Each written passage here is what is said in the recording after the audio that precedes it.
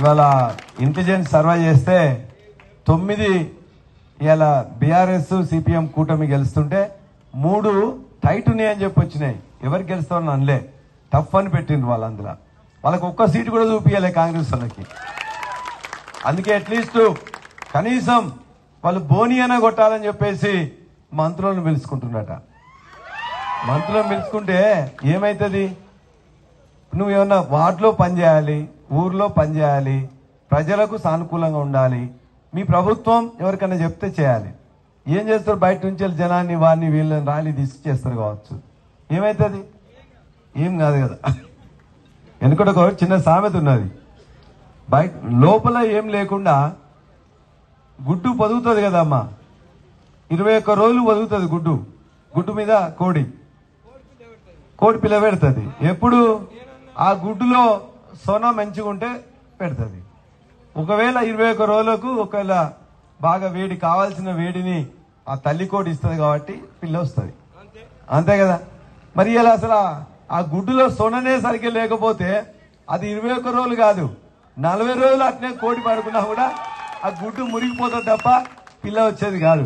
కాబట్టి నువ్వు ఎవరు వచ్చినా ఇక్కడికి, ఎవరు పని చేసినా లోపల సత్తా ఉన్నది అలా బీఆర్ఎస్ పార్టీకి, సిపిఎం పార్టీకి. కాబట్టి బయట నుంచి నువ్వు ఏం చేసినా ఏం కాదు. ఇవాళ ఏదో ప్రతాప్ రెడ్డి గారు మిగతా వాళ్ళు ఏదో మాట్లాడుతున్నట. మాట్లాడితే నన్ను తిట్టుడేందుకు? నువ్వు ఏమైనా ఉంటే పని చేసిందో చెప్పరాదు. నేను ప్రతిపక్షంలో ఉన్నా కదా, నువ్వు అధికార పక్షంలో ఉన్నావు కదా. ఈ చేర్యాల ప్రాంతానికి ఒక్క రోడ్డు అయినా తీసుకొచ్చినవా?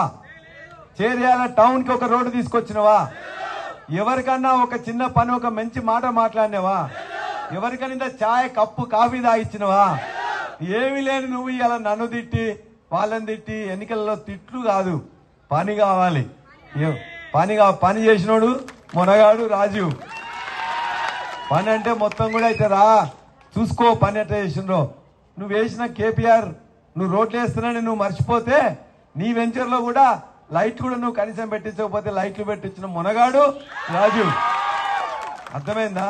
వాళ్ళ తాతను నువ్వు మోసం చేసినావు, చివరికి మనమని కూడా మోసం చేయాలని చెప్పి ప్రయత్నం చేసినావు. తాత అంటే అమాయకుడు, మంచి మనిషి నిమ్మరాజు రెడ్డి గారు, కాబట్టి ఆయన మోసపోయిండు. ఇవాళ మోసపోవడానికి రాజీవ్ రెడ్డి నీలాగా తెలియదొక్క పనిగా చేయడు. ఖచ్చితంగా మా మల్లాన్ని ఇప్పుడే చెప్పిండు.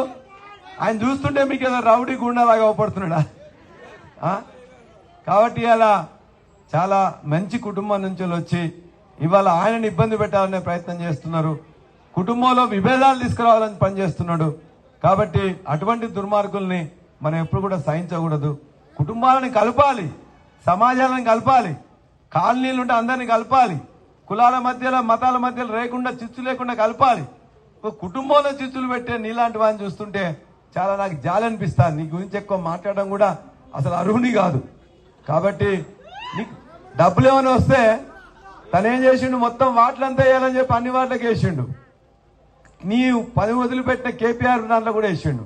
నువ్వేం చేసినావు? నువ్వు ఎస్డిఎఫ్ వస్తే ఆ వచ్చిన డబ్బులన్నీ నీ ఇంటి చుట్టూ ప్లాట్లు, ఖాళీ ప్లాట్లు ఉంటే వేసుకున్నావు. ఖాళీ ప్లాట్ ఉంటే వాటికి రోడ్డు లేదని చెప్పి ఎస్డిఎఫ్ డబ్బులు తీసుకుపోయి ఆడ వేసుకున్నాడు. అంతేకాదు ₹1 కోటి ఏదో గ్రామానికి సంబంధించింది ఎక్కడో ఎస్డిఎఫ్ రేవంత్ రెడ్డి ఇచ్చిందట. ఇస్తే తన ఫామ్ హౌస్ రేపర్తి, వంగపల్లి నుంచి రేపర్తి ఫామ్ హౌస్ పోతే ఆ రోడ్డు వేసుకున్నాడు. ఇవే 2 రోడ్లు ఎస్డిఎఫ్ కింద వచ్చినాయి. ఒకటి ఆయన ఫామ్ హౌస్ కి, ఇంకోటి ఆయన వెంచర్ లో అమ్ముడు పోని ప్లాట్లకు వేసిన రోడ్లు.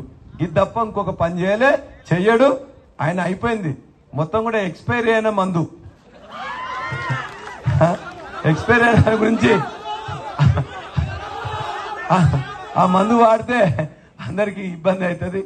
కాబట్టి దాని గురించి దండం పెడతానే.